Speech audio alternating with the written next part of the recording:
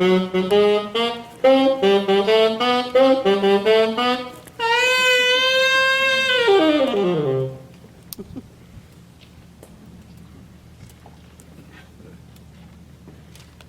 understand you have money, or your father has, which is the same thing. Money invested in the Sierra Mills. What has that to do with anything? Well, nothing much, except that the gown you wear is stained with blood, and the food you eat is a bloody stew. The blood of little children, with strong men is dripping from your very roof beams. You see that man there? His name is Jackson. With that strong body of his, he should be at work and not peddling. Notice the sleeve of his left arm. It's empty. It was an accident at Sierra Mills. And what did the company do for him? Nothing. Oh yeah, they did something. They successfully fought the damage suit. I challenge you, Avis. Go talk to Jackson. Hear his story for yourself.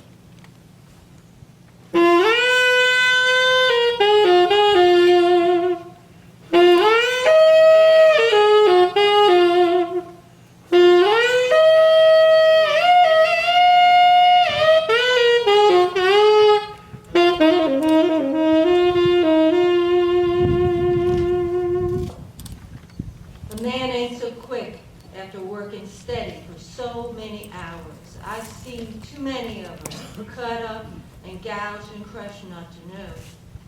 Many of them. Hundreds and hundreds, and children too. Tell me about your suit against the mills. The foreman and the superintendent, their testimony wasn't what it ought to have been. They wasn't truthful. It was because of them the court ruled against me.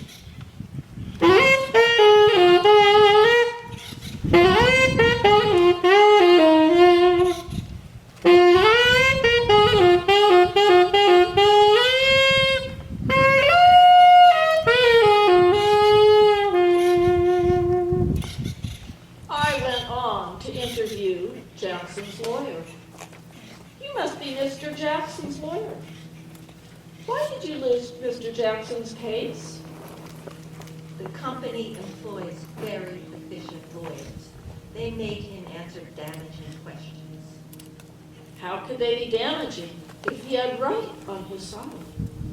What's right got to do with it? All my reading and studying of the law has taught me that law is one thing and right is another thing. In other words, it wouldn't have been healthy. He should have gotten the damages, but the company's policy was to fight to the bitter end, all consequent damage suits.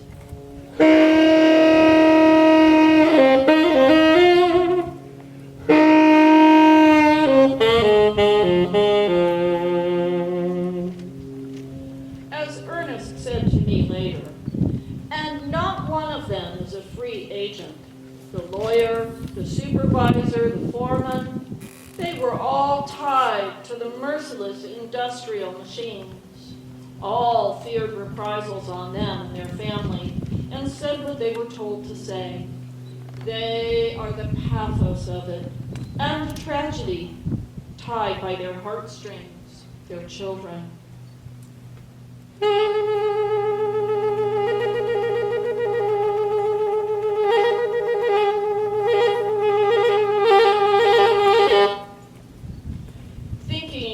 Ernest's comments about my blood-soaked gown, I visited a seamstress to hear her story.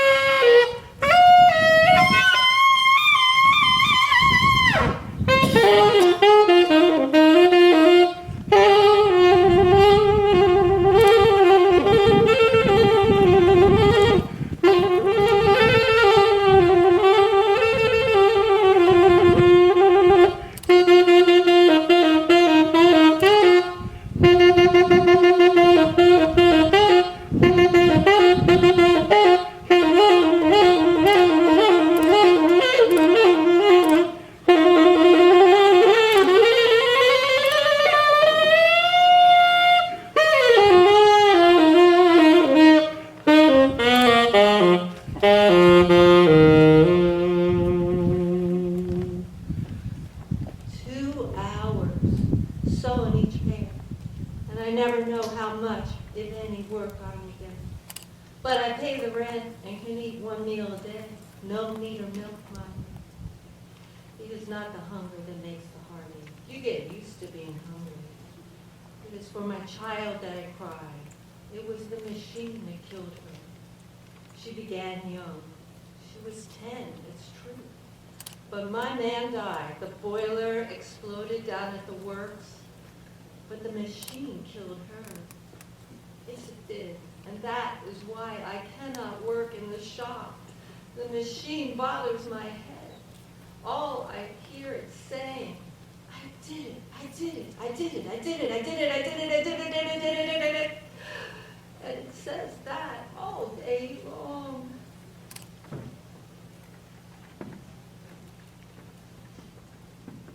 Act 2. Ernest confronts the 1%, the philomaths.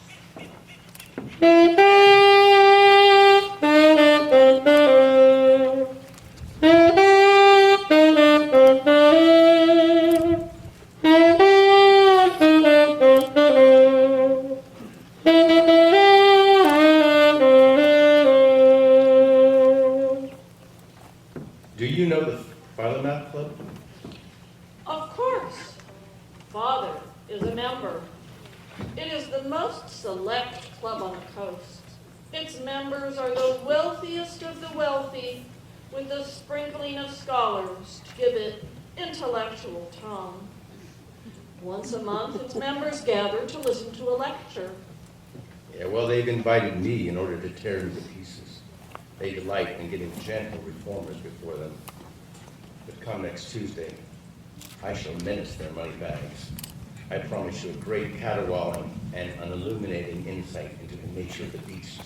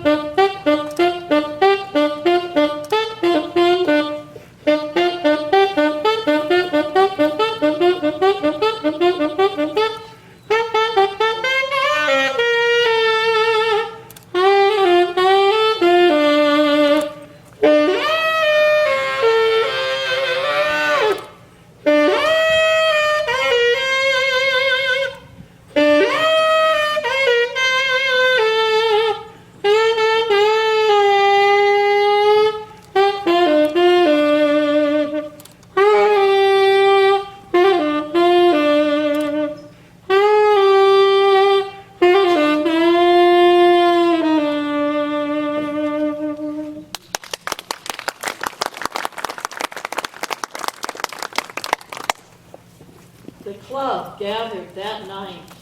There must have been 200 philomaths that sat down to hear Ernest. They were truly lords of society. Ernest spoke of his birth in the working class and of the wretchedness of his environment, where flesh and spirit were alike starved and tormented. He traced his life in the mills. He described his ambitions and ideals and his conception of the paradise wherein lived the people of the upper classes. Ernest went on to his rise in society till at last he came in touch with members of the upper classes and rubbed shoulders with the men who sat in high places. Then came his disillusionment.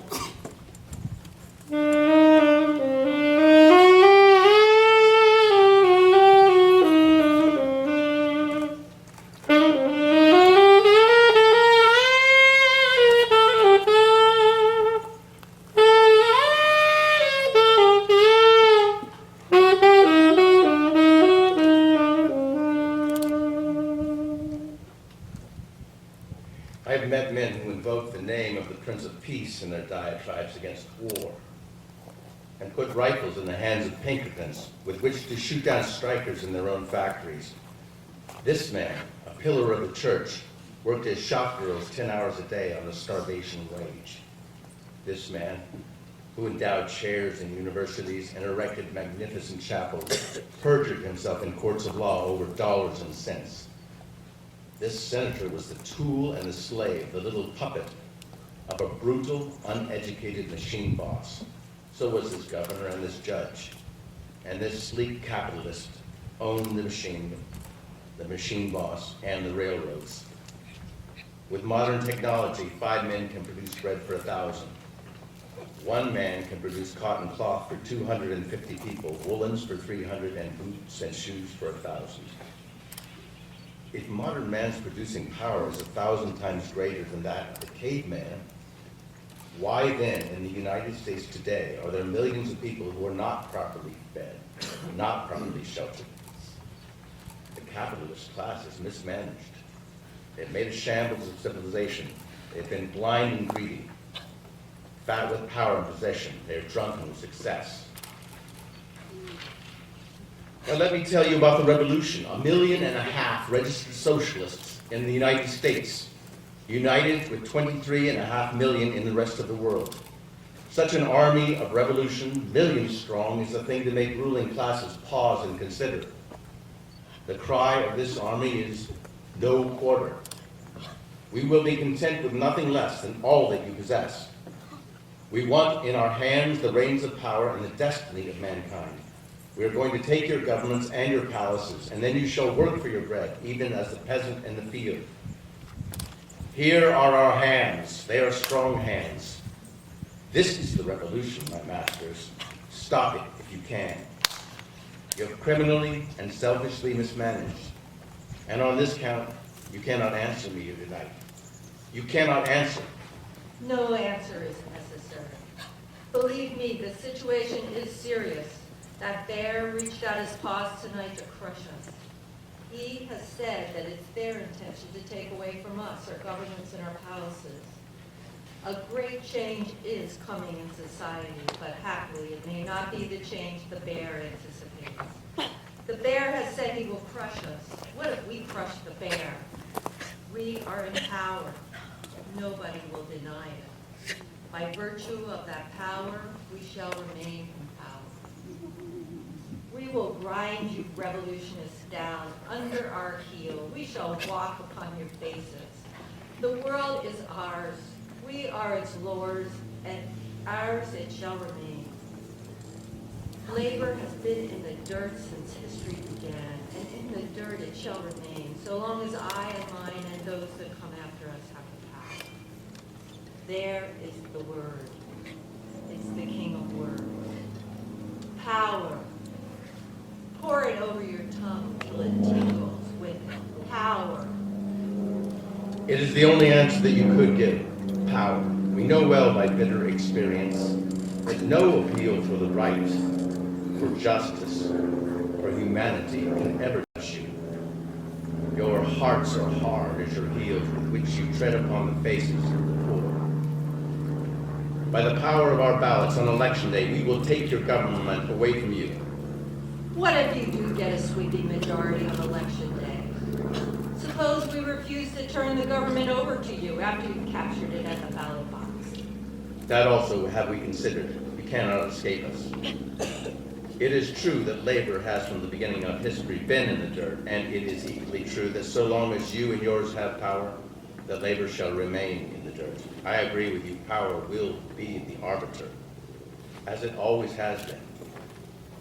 It is a struggle of classes.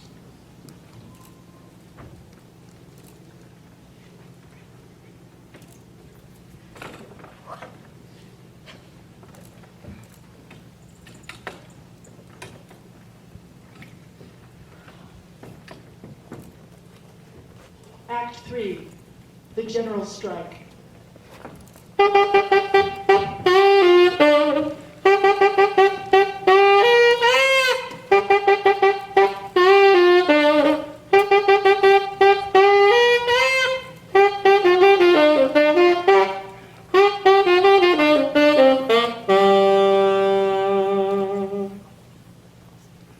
The middle class had not yet been exterminated, but it was without power.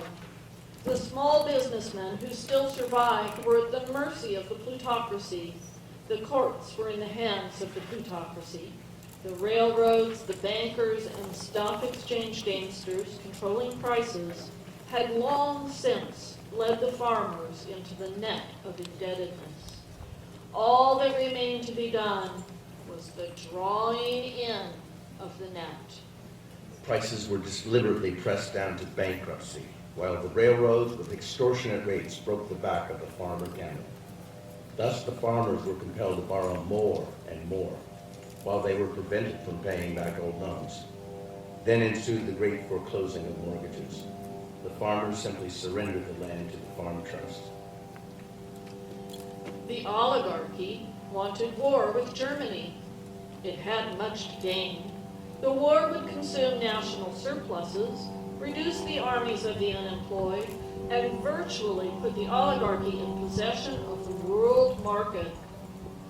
Also, such a war would create a large standing army that need never be disbanded, while in the minds of the people, the issue of socialism versus oligarchy would be substituted with America versus Germany.